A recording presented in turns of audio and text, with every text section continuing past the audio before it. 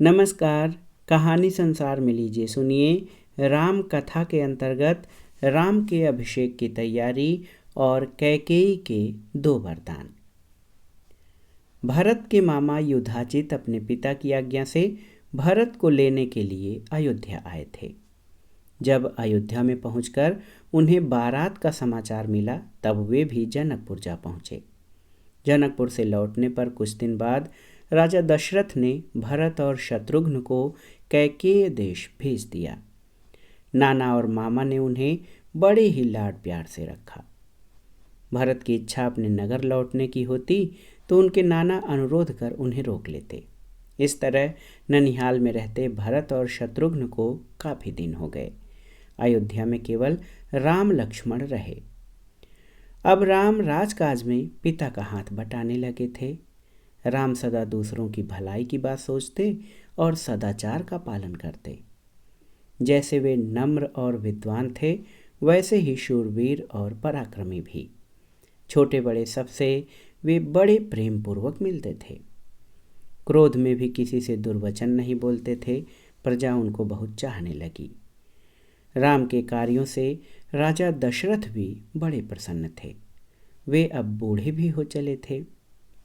उन्होंने निश्चय किया राम को युवराज बना दिया जाए।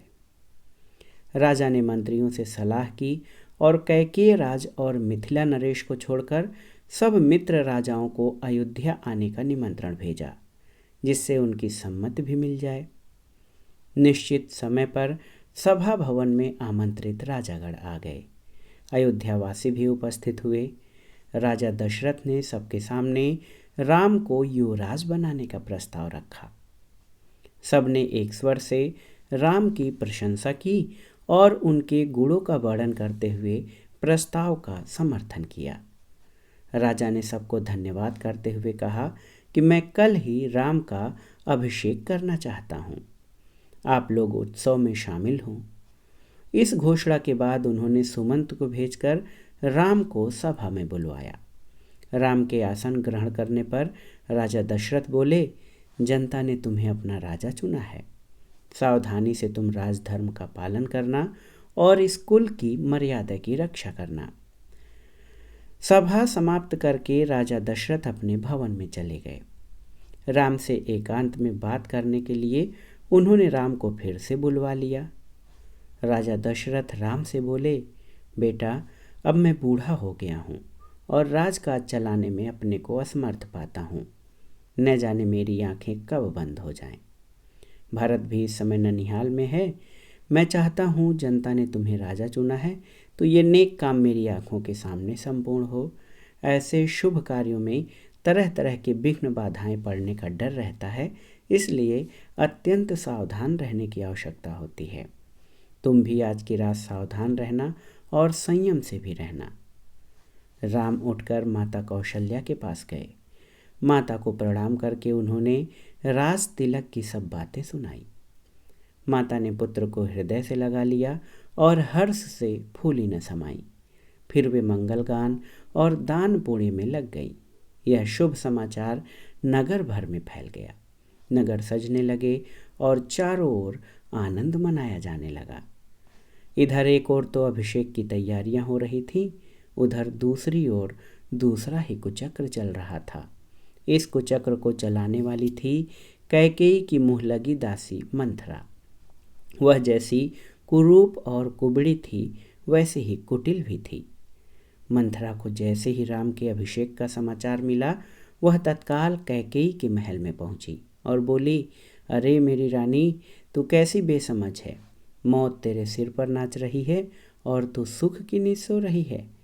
कैकेयी ने चौंक कर पूछा, मंथरा क्या बात है, साफ क्यों नहीं बताती? राम तो कुशल से हैं। क्या भरत का कोई समाचार आया है? मंथरा बोली, और तो सब ठीक है, बस तुम्हारे सुख सौभाग्य का अंत होने वाला है। भरत को ननिहाल भेजकर राजा कल ही कौशल्या पुत्र राम को राजकाज सौंपने जा रहे हैं। यह सुनते ही कैकेयी बोली, इससे और अधिक प्रसन्नता की बात क्या होगी। मेरे लिए जैसे भरत वैसे ही राम। लो, यह हार मैं तुमको उपहार में देती हूँ। मंथरा ने हार लेकर फेंक दिया और बोली, भोली रानी, अक्ल से काम लो। मुझे तो ये देखकर आश्चर्य होता है कि तुमको अपने निकट का संकट भी दिखाई नहीं देता। राज पाकर राम का हृदय भरत के प्रति बदल भी सकता है। कौशल्या राजमाता होंगी और तुम उनकी दासी बनोगी। कैकेयी फिर भी विचलित नहीं हुई। तब लंबी सांस लेकर मंथरा फिर बोली, पगली रानी, राम के राजा होते ही भरत मारे मारे फिरेंगे। राजा की विशेष प्रिय होने के मद में तुमने कौशल्या के साथ कैसे कैसे दुर्व्यवहार किए हैं यह तुम जानती ही हो। राजमाता होते ही वे सब उनका बदला तुमसे लेंगी। इस संकट से बचने का एक ही उपाय है कि किसी तरह राम को वन भेज दिया जाए और भरत का राजतिलक हो। अब कैकेयी की बुद्धि पलटी। अपना कार्य सिद्ध होते देख मंथरा बोली, रानी याद करो, एक बार संबासुर के विरुद्ध इंद्र की सहायता करने के लिए महाराज गए थे। तुम भी पति के साथ गई थी। तुम्ही ने रण क्षेत्र में राजा के प्राणों की रक्षा की थी। राजा ने प्रसन्न होकर तुम्हें 2 वरदान मांगने को कहा था। वे दोनों वरदान तुमने अब तक नहीं मांगे, अब मांग लो। कोप भवन में जा बैठो और राम की सौगंध खाकर राजा वचन दे, तब एक वरदान से भरत को राजतिलक और दूसरे से राम को 14 वर्ष का वनवास मांग लो। कैकेयी ने ऐसा ही किया।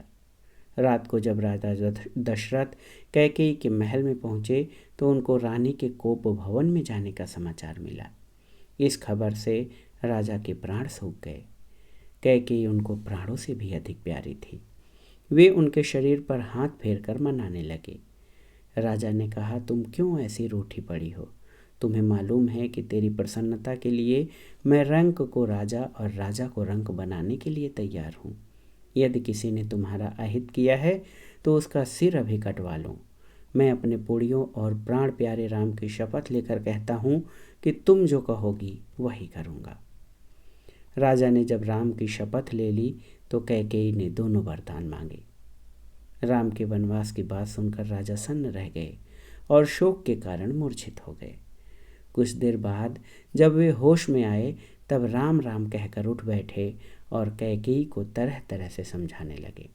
वे कैकेयी से बोले, भरत को बुलाकर मैं उसका राजतिलक कर दूंगा, पर मेरे राम पर दया करो, मुझ पर दया करो।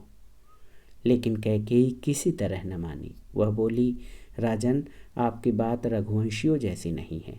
आपके पूर्वजों ने सत्य पालन के लिए न जाने कितने कष्ट झेले। हरिश्चंद्र और शिव का नाम इसी कारण आदर से लिया जाता है।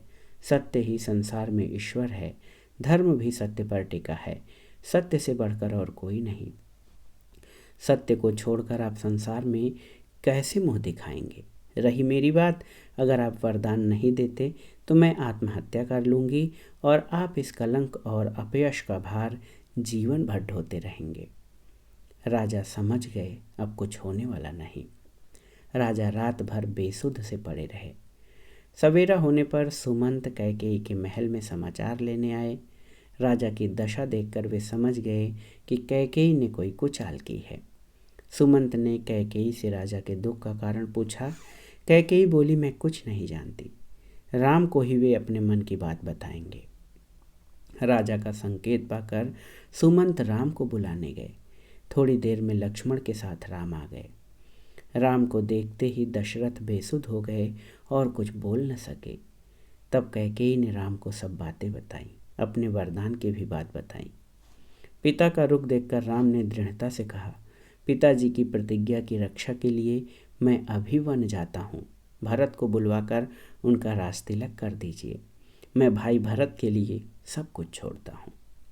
अब राम अपनी माता कौशल्या के पास गए और उनको कैकेयी के भवन की सब बातें बताईं।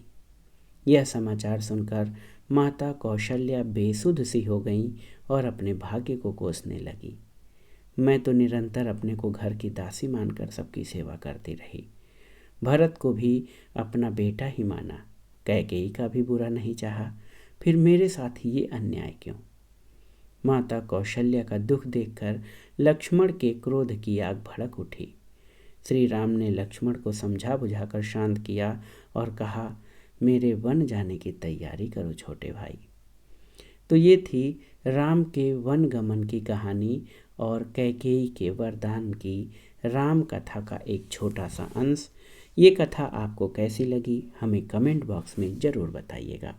कहानी सुनने के लिए धन्यवाद। नमस्कार।